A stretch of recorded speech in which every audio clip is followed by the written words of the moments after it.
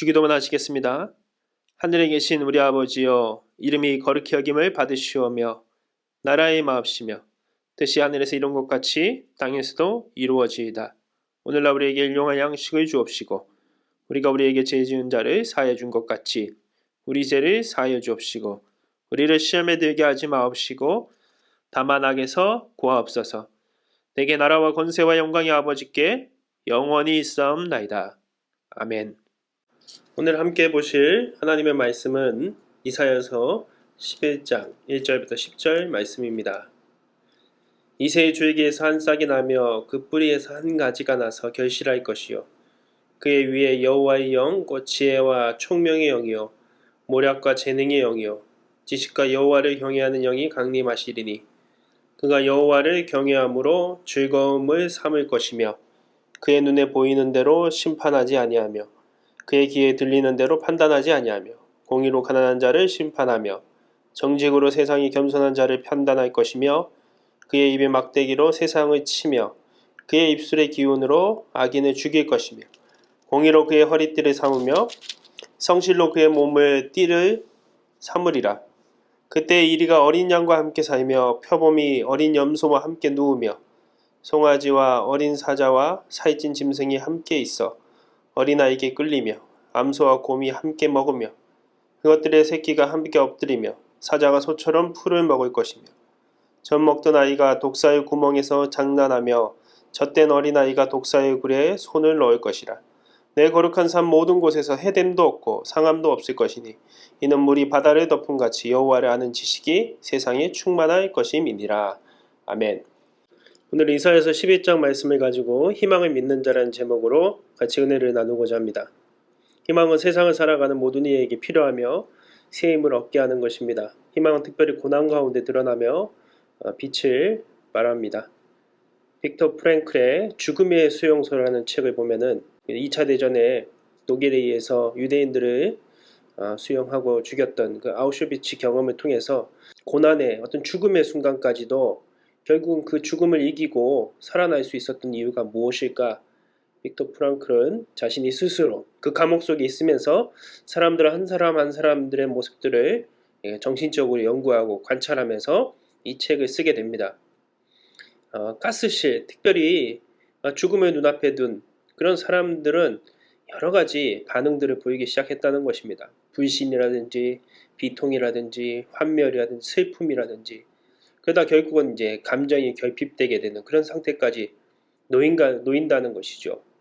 어떤 죽음이 너무 깊어지다 보면은 어떤 동정심이나 혐오, 공포가 사라지고 어떤 무감각해지게 되는 그런 상태까지 빠지게 된다는 것입니다. 그러나 어떤 사람들은 그런 순간에도 어떤 행복한 순간들을 놓치지 않으려고 하며 일상 속에 작은 행복들을 찾으려고 합니다.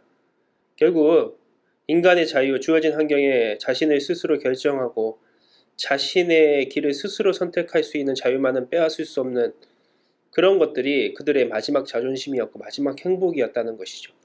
그래서 빅터 프랭클은 이 모든 경험들을 통해서 어떤 자유를 향한 의지, 어떤 시련과 죽음이 닥쳐와도 삶을 유지할 수 있는 것은 영혼의 자유에 대한 갈망이었다. 그렇게 얘기합니다. 똑같이 죽음의 수용소에 있었지만 살아난 사람들은 결국은 희망을 놓치지 않았다는 것이죠. 그래서 이 어떤 두려움을 극복하고 어떤 고난 속에서도 희망을 가지게 되는, 그래서 이것을 자신의 어떤 정신 분석 이론으로 삼으면서 사람들을 치유하는 방법으로 사용하게 됩니다. 그것을 로고 테라피라는 방법을 개발하게 되죠. 그래서 초점은 환자의 미래에 초점을 맞춘다는 것입니다. 그리고 고통을, 그런 미래에 대한 초점을 맞추다 보니까 악순환이 사라지게 되고, 그리고 고통을 약화시키는 것이죠. 그리고 환자 스스로 삶의 의미를 깨우치게 하는 것. 결국은 무엇입니까? 희망을 놓치지 않는 사람. 그런 사람들은 결국은 어떤 고난 속에서도 승리한다는 것이죠. 오늘 이사야서는 남유다에 닥칠 고난과 멸망에 대한 부분들을 계속 예언하고 있습니다. 죄로 인해서 앞으로 닥칠 나라의 위기와 삶의 고난을 예언하는 것이죠. 쉬운 것들이 아닙니다. 그러나 거기서 결국 끝나지 않는다는 것을 또한 이사야서는 얘기합니다. 결국 절망 가운데 하나님께서 계획하시는 희망이 있다는 것이죠. 오늘 1절과 2절을 보게 되면은 결국 이새의 줄기에서 뿌리가 나고 한 가지가 나고 결국은 그 가지에서 결실을 맺게 된다. 그리고 그 결실을 맺은 그곳에 여호와의 영이 임하게 돼서 결국 지혜와 총명과 모략과 재능과 지식과 여호와를 경외하는 영이 강림하셔서 결국은 그 모든 일들이 승리하게 되는 삶으로 이끈다는 것이죠. 3절과 4절은 그 영이 임하는 그 사람을 통해서 결국은 세상의 기준과 다른 또 다른 기준으로 우리를 이끌어갈 메시아에 대한 예언을 담고 있습니다. 3절을 보십시오. 여호와를 경외함을 즐거워한다. 눈과 귀로 듣는 대로 판단하지 않으신다. 4절과 5절은 공의와 정직으로 성실로 심판하신다. 그것을 띠로 삼고 기준으로 삼는다. 이것은 결국은 그 당시 이스라엘이 가지지 못했던 모습이고 지금 세상의 어떤 기준과 다른 모습인 그 삶을 우리에게 보여주지 않습니까? 그래서 그 영이 임한 결국은 메시아를 통해서 구원될 세상은 어떤 세상이냐? 바로 6절과 9절입니다. 그 유명한 구절이죠. 오늘 다시 읽지는 않겠습니다. 여러분들이 본문을 읽으면은 그 말씀을 알게 되겠죠. 한마디로 오늘 9절 마지막을 보면은 여호와를 아는 지식이 세상이 충만하게 되는 세상으로 이끌어 가실 것이라는 것입니다. 이 희망을 가진 분이 누구입니까? 이새의 뿌리에서부터 나는 한 가지이고 여호와의 영이 임하는 자가 누구입니까? 바로 예수 그리스도를 예언하는 것이죠. 여러분, 기독교는 희망의 종교입니다. 결국 하나님이 세상을 너무 사랑해서 구원하신다는 그 희망을 우리에게 얘기하고 있지 않습니까? 이사야서는 한마디로 고난 가운데 피어나는 희망의 이야기를 담고 있습니다. 요즘 코로나19, 자영업 활동, 경제적인 위기, 생명의 위협, 가정의 위기, 개인적인 고난 등 우리의 상황과 조건 속에서 우리가 만족함이 없지 않습니까? 희망보다 절망이 많은 것 같지 않습니까? 그러나 우리에게 여전히 희망이 있습니다. 바로 예수 그리스도입니다. 예수 그리스도 믿는 자에게 주시는 구원이 우리의 희망입니다. 어떤 상황에도 우리를 버리지 않겠다는 인도의 확신입니다. 어떤 고난과 어떤 처한 상황들이 있더라도 하나님께서는 우리를 놓치지 않겠다는 것입니다. 오늘 돌아오는 자들은 어떤 일을 겪게 됩니까? 예수 그리스도를 알아보고 돌아오는 사방의 사람들이 있다고 오늘 본문은 이야기합니다. 10절부터 보게 되면 남은 백성들이 온 사방에서 돌아올 것이라고 얘기합니다.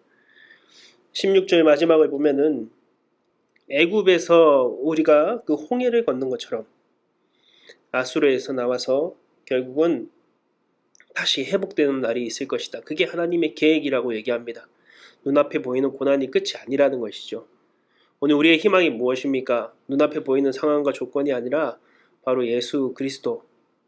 그 예수 그리스도가 우리의 희망임을 믿는 자, 거기에 희망이 있다는 것이죠. 나는 그것을 믿고 있습니까?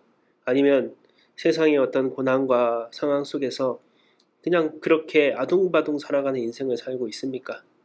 희망을 믿는 자가 되길 원합니다. 그 희망을 믿는 자는 하나님께서 그 인생을 이끌어 가실 것입니다. 사람이 자기의 일을 계획할지라도 그의 발걸음을 인도하시는 분은 하나님이십니다. 그 어떤 것도 하나님의 사랑에서 우리를 끊을 수 없다고 했습니다. 오늘도 그 말씀 가운데 희망으로 승리하시는 복된 하루가 되시기를 주님의 이름으로 기도합니다. 하나님, 오늘 우리가 상한 상황과 조건들이 때로는 고난과 시련이지 않습니까? 희망이 보이지 않지 않습니까?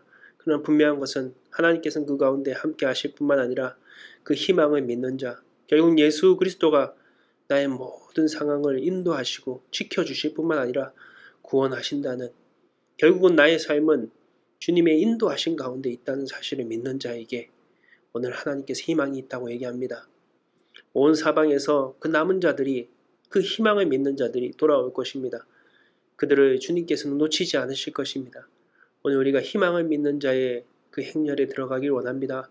희망을 믿고 주님이 나의 삶 가운데 있음을 믿음으로 말미암아 눈앞에 보이는 상황 속에 절망하거나 낙심하여서 어긋난 결정을 하는 것이 아니라 하나님의 믿음으로 승리할 수 있는 오늘 우리가 될 수 있도록, 또 우리의 삶이 될 수 있도록, 또 각 가정과 교회와 이 사회가 될 수 있도록 주님께서 인도하여 주시옵소서. 모든 우리 주님 예수님의 이름으로 기도드립니다. 아멘.